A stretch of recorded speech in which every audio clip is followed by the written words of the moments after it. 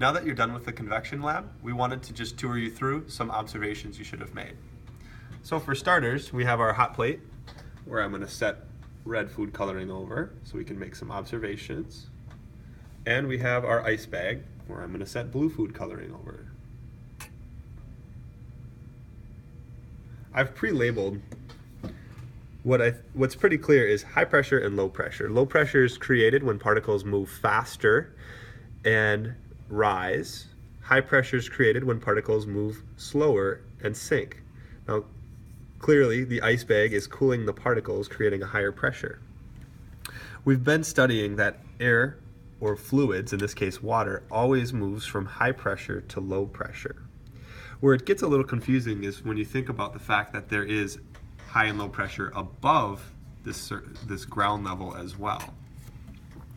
When the low pressure particles rise, they start to build up and become a little bit more dense, thus creating a little bit of a higher pressure directly above the low pressure system. As we see really clearly right now, and I'm sure the camera is showing this, we see a nice little boundary between these two systems.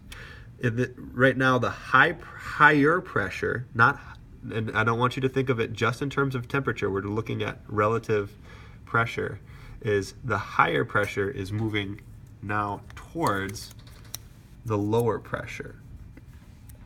When this high pressure fluid gets to the low pressure, it starts to cool and then sink, turning into high pressure. So we get this convection current. This happens with weather all the time, where we have air moving at the surface and of the ground and air moving really high up in the atmosphere.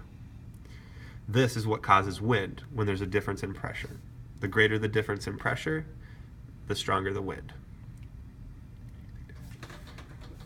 I want to show you the other experiment now.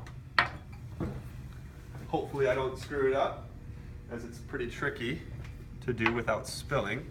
We have our red high pressure or low pressure and our cold high pressure air or fluids.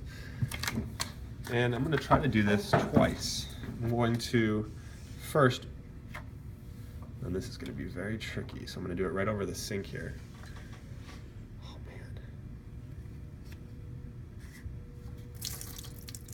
There we go. So I'm going to try to carefully pull the note card out.